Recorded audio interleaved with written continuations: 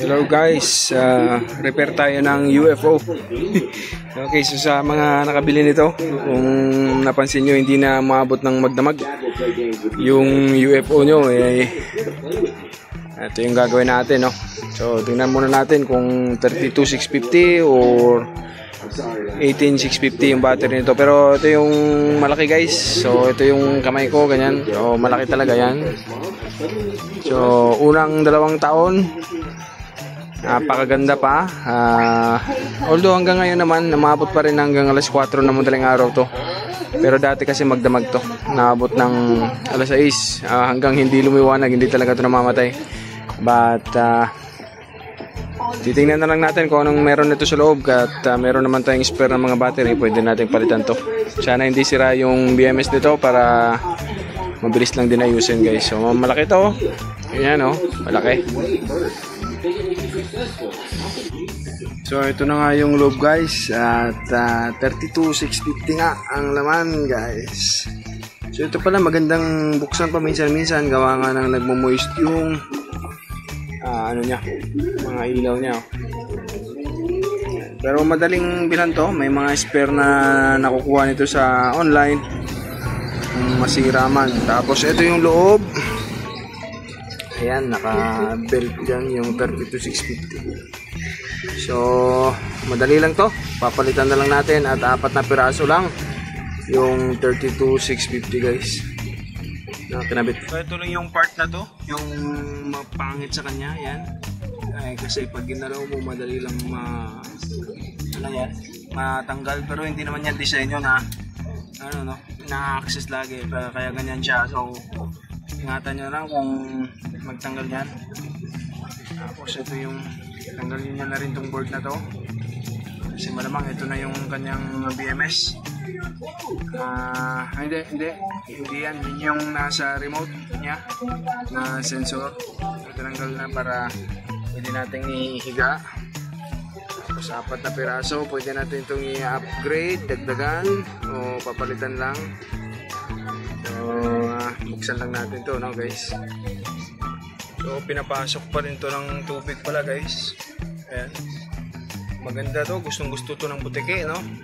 Kaya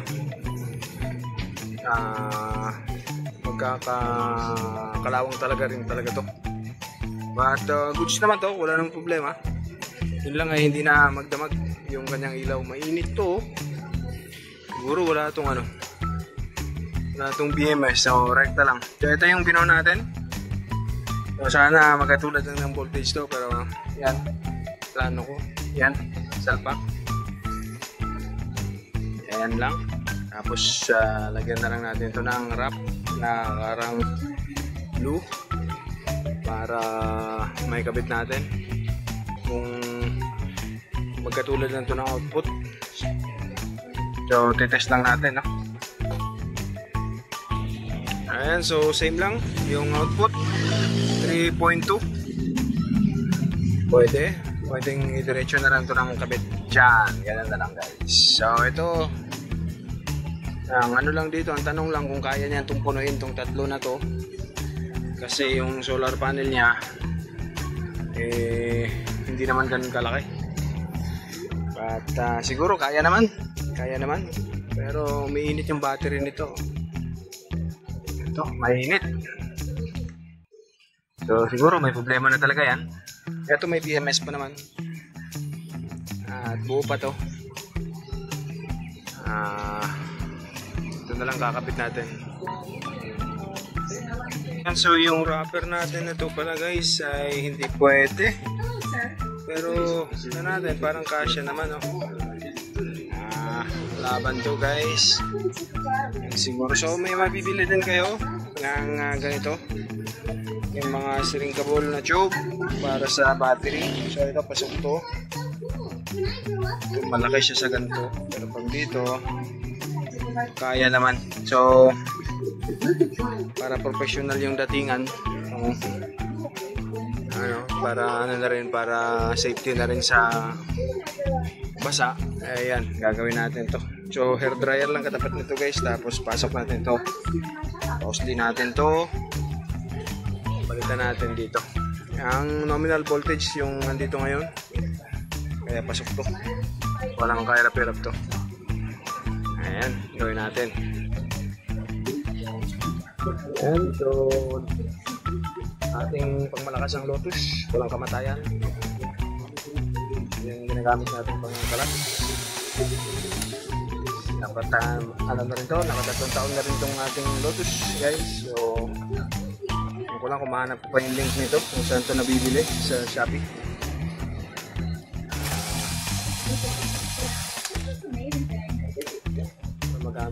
Makabili kayo kung gusto nyo ito.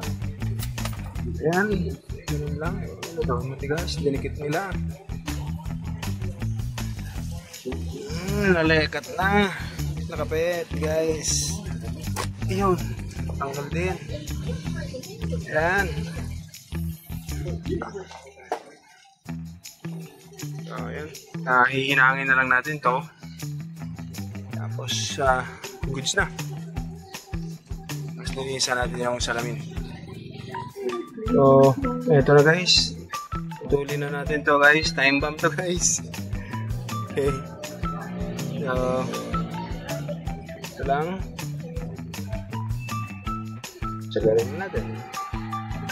Ay, maghihinang lang naman. So, tapos, eto. Pwede naman kayo bumuo. Kaagad na mga ganito. Ito guys, nasa Shopee, Lazada, mga nasa 125 lang yung isa. Refurbished, hindi. Ano siya, parang yung mga use. Meron akong sinasabing brand new. Hindi natin alam kung ito nga bang brand new. Pero makayang mapipilian yan dun guys. Meron ng rating. Madali lang. Ayan, naputol na. Tapos ito palutin na lang natin para mailagay na rito. So, maisalpak na dun. Ayan. So, wala tayong para talaga sa kanya. Kaya, pwede na siguro din kung ano natin, mixing. So, ganun lang yun siya guys. So, pasensya na maingay kasi nanonood yung chikiting. Pangit to guys. But anyways, hindi lang, lalagay lang natin para mayroong protection. O kaya pag hindi, ang pangit ng kalabasan nito ay ano na lang, tawag nito, yung tape na lang ang ibabalot natin dito. But pwede na siguro to. Ano na lang natin, isi-seal na lang talaga yung pagsara. Mamaya. At least meron siyang takip para iwas sa short. Tapusin lang natin to.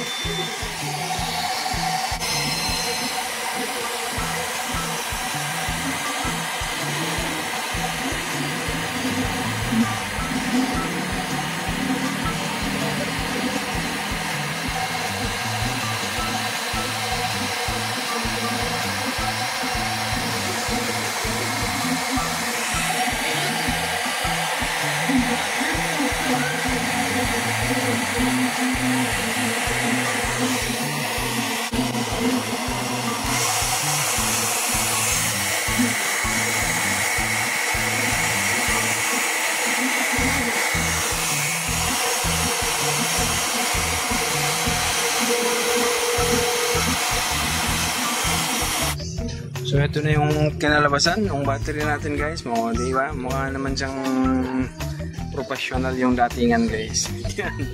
So isa lang. Ito maganda talaga to kasi sukat sa kanya eh. Ayan o. But anyways, yun lang yung meron tayo. Kaya yun lang din yung ano natin gagawin. So hindi na rin masama guys. Nilagay natin dyan. Tap na lang natin to. At yan na. Manalo na yung pandikit na ito. Hanapin natin guys. Ng klase pandikit to. Hanapin natin. Problema yan. Ayan, dapat pala mahaba na lang yung pinutol natin dito. Ko pala. Hindi ko nang damayin kayo. Yan. At para madali lang sana. But anyways, tapos naman. Ayos lang naman. Natin to. Ayan. Tapos tinap ko lang. Ayan. Tapos didikit na lang natin guys. So gagamitin natin pang dikit yung pang aquarium. Syempre yun lang meron tayo, no? Yan lang ha. Ayan, tapos ang gagamitin natin dito si silicone blue. Pang aquarium to guys. Magawa rin tayo ng aquarium kung ano yung ginagawa natin dito. Like parang yung pandemic natin. Wala nang balikan ng barko to. Anyways, ito na lang. Gagamitin natin pang kabit dyan.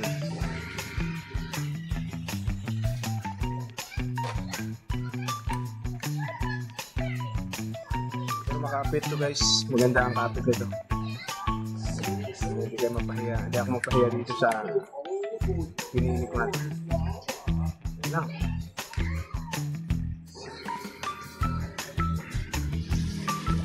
Tapos kabit natin to. Hindi ko pa na-try. Banat ng banat to. Kung gagana ba ito hindi. Ba't tinawis mukha naman.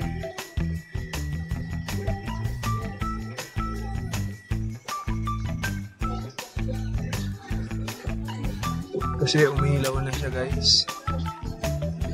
Hindi ko lang alam kung nakita nyo. Pero yan pula.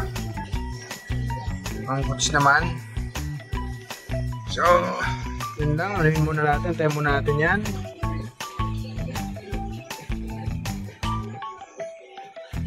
Wala kayang na ano to. Yun lang yan. Ayan. Nakabit na. Tumigas na rin. Parang hindi tumigas.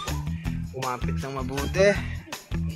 But, ito hindi na natin makakabit.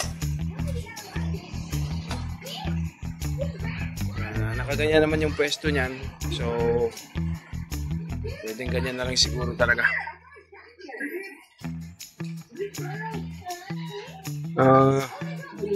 Repeat na lang.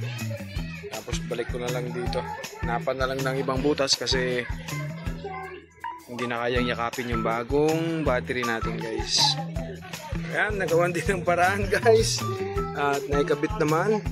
Tapos para masecure to kasi babalik na rin to. Lilinisin to yung lens nito. Para isang kabitan na lang. Isang repair na lang. Isang repair na lang sa kanya. Diretso na ulit kabit ng mga 2 taon bago check ulit. Ganyan. So dito na tayo sa portion na to guys. Tanggal na to. Tatanggalin na natin. Tapos linisin na. Ayan. Tapos lagyan natin ulit ng mga silicone lahat ng mga screw para iwas kalawang kasi ito nag-uumpisa ng makalawang na siya. So yun na yung gagawin para hindi makapasok yung kalawang dito sa loob. Kasi yung mga dito pala guys ay nabibrittle na ano. Kasi siguro sa UV to mainit talaga. So lagyan na lang natin ng silicone. Nalagyan ko na ng silicone to.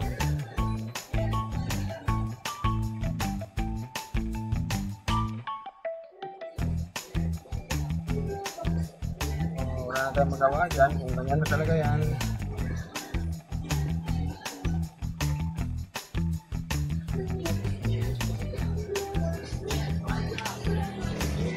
Ayan, nakabit na lahat.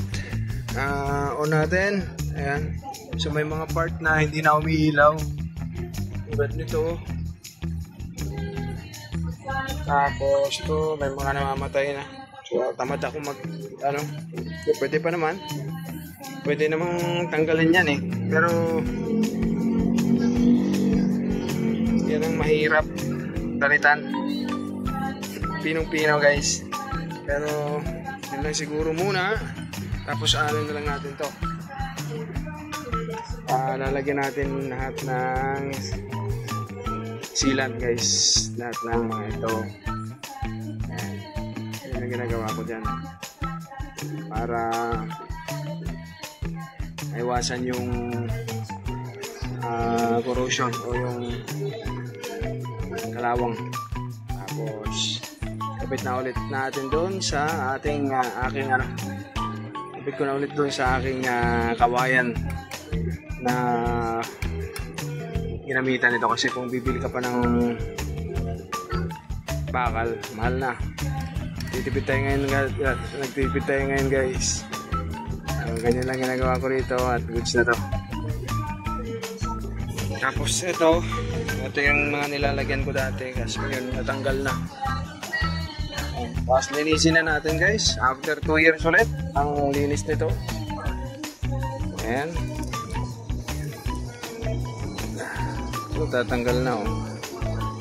Ito lang talaga yung nagbibrital guys. After 2-3 years ata ito eh. Nagaganyan na siya. Kaya bilisan ko na kasi yung ulan malapit na.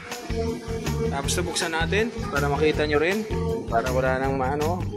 Buksan na natin din to. Walang ako ng blade. So ito na, tinanggal na natin guys. Parang meron siyang ano rito. Ayan.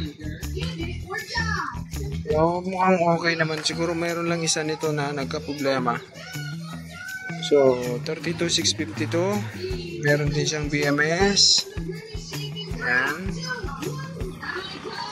At saka refurbished na rin oh, kaya hindi rin brand niya itong battery na kinabit nila rito guys. Ayan. Ayusin natin to. Pero mahaba na yung video no.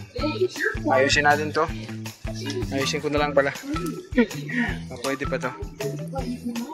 Tapos kabit ko na to doon sa kawayan guys. Doon sa pinaglagyan ko. At ayan guys, nakikabit na natin yung ating UFO o yung tawag nito street light na UFO, yung mas kilala siya dun sa tinatawag siyang UFO. Nakikita na natin, nakikabit na natin at yun lang, pangit na yung panahon. So yan, so nung oras na sira yung relo natin dito, solar din to, na-charge na rin. Okay, ayaw yung camera natin guys sira. Ayan, mahilig yung solar guys, nakaka-addict. Kaya ingat kayo pag pumasok kayo sa ganito. Kahit relo nyo, mag-solar na rin kayo. Mabigat. So yan lang. So paki-like at subscribe kung nagustuhan nyo yung video. At sa mga umabot sa part na to, maraming pong salamat. Hanggang sa susunod natin pagkikita. Thank you po.